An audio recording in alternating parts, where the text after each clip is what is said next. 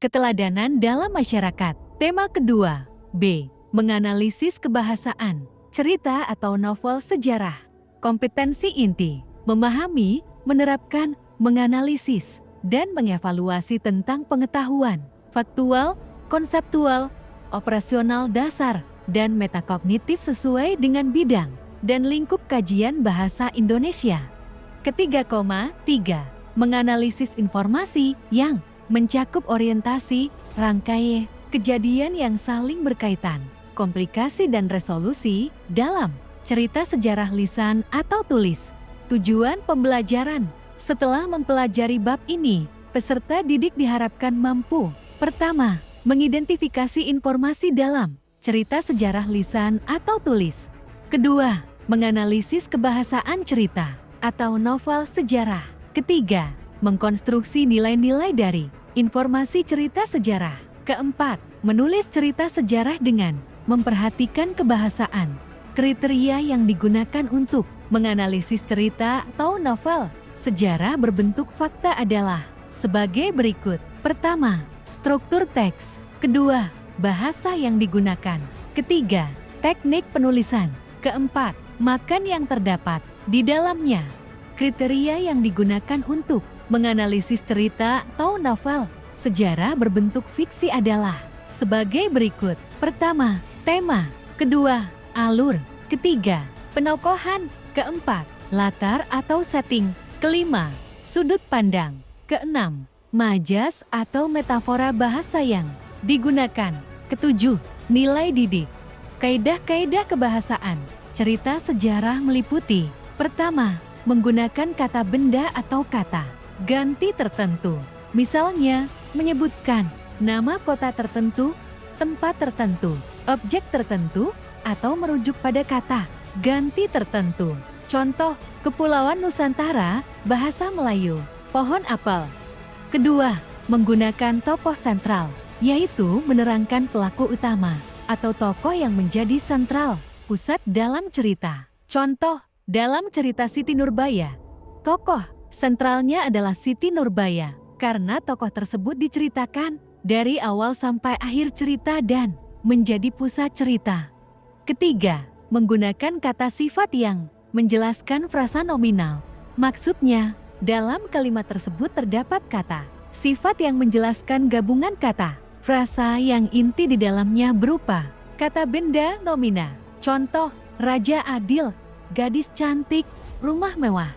Keempat, menggunakan kata hubung atau konjungsi. Konjungsi yang digunakan dapat berupa kata yang menyatakan keterangan waktu pada, ketika, suatu hari sementara, kemudian, setelah itu, keterangan tempat di, ke, dari. Kelima, menggunakan kata yang menggambarkan kejadian masa lampau. Maksudnya adalah menggunakan kata-kata tertentu sebagai petunjuk waktu lampau. Contoh, pada zaman dahulu, dahulu kala, suatu hari. Keenam, menggunakan frasa adverbia. Frasa ini digunakan untuk menunjukkan lokasi kejadian atau peristiwa. Contoh, sekembali dari kerajaan setelah melewati hari yang melelahkan, dan sejenisnya. Contoh analisis berdasarkan kaidah-kaidah cerita sejarah. Kaidah teks. Pertama, menggunakan kata benda atau kata ganti tertentu. Kedua, menggunakan tokoh sentral. Ketiga, menggunakan kata sifat yang menjelaskan frasa nominal. Keempat, menggunakan kata hubung atau konjungsi. Kelima, menggunakan kata yang menggambarkan masa lampau. Keenam, menggunakan frasa adverbia. Penjelasan. Pertama, bahasa Indonesia. Kedua, bahasa Indonesia yang berasal dari bahasa Melayu. Ketiga, beberapa peristiwa penting. Keempat, perkembangan berikutnya sesudah Traktat London, nyata dan penting. Kongres Bahasa Indonesia ketiga DST. Kelima, era Kerajaan Sriwijaya. Era Kerajaan Melayu. Keenam, sesudah Traktat London ditandatangani pada awal masa penyebaran agama Kristen. Struktur cerita sejarah. Pertama, orientasi adalah bagian yang menunjukkan awal kejadian cerita atau latar belakang terjadinya peristiwa. Orientasi terletak pada awal kejadian. cerita, penjelasan awal, pembukaan, perkenalan tokoh, situasi, pengantar, cerita. Kedua, komplikasi adalah kondisi mulai timbul konflik antara tokoh utama dan tokoh yang lain.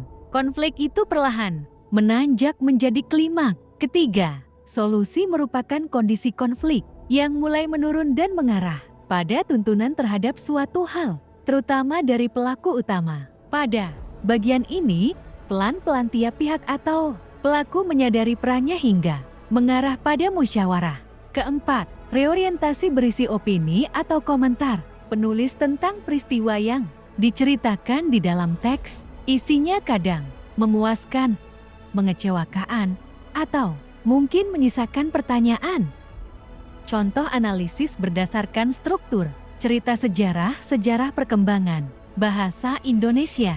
Struktur, pertama, orientasi, kedua, komplikasi, ketiga, solusi, keempat, reorientasi, penjelasan. Pertama, perkembangan bahasa Indonesia dari bahasa Melayu. Kedua, penanda berkembangnya bahasa melalui tulisan-tulisan prasasti.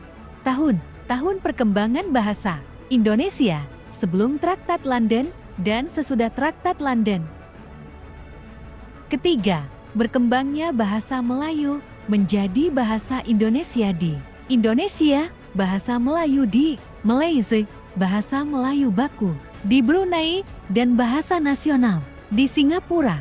Keempat, bahasa Indonesia yang berasal dari bahasa Melayu berfungsi sebagai alat komunikasi yang afektif. Contoh analisis berdasarkan kaidah. Kaidah cerita sejarah, sejarah perkembangan bahasa Indonesia. Kaidah pertama, menggunakan kata benda atau kata ganti. Kedua, menggunakan tokoh sentral. Ketiga, menggunakan kata sifat yang menjelaskan frasa nomina. Keempat, menggambarkan kejadian masa lampau. Kelima, menggunakan frasa adverbia. Penjelasan pertama, bahasa Indonesia. Kedua, bahasa Indonesia yang berasal dari bahasa Melayu. Ketiga, beberapa peristiwa penting. Keempat, perkembangan berikutnya sesudah Traktat London, nyata dan penting. Kongres Bahasa Indonesia ketiga DST. Kelima, era Kerajaan Sriwijaya, era Kerajaan Melayu. Keenam, sesudah Traktat London, ditandatangani pada awal masa penyebaran agama Kristen. Evaluasi. Pertama, sebut dan jelaskan struktur teks cerita sejarah. Kedua, sebutkan nilai-nilai yang terkandung dalam cerita sejarah. Ketiga, sebutkan 7 kriteria fisik cerita sejarah. Keempat, sebutkan fakta yang digunakan dalam cerita sejarah. Kelima, buatlah contoh kalimat dengan menggunakan frasa adverbia.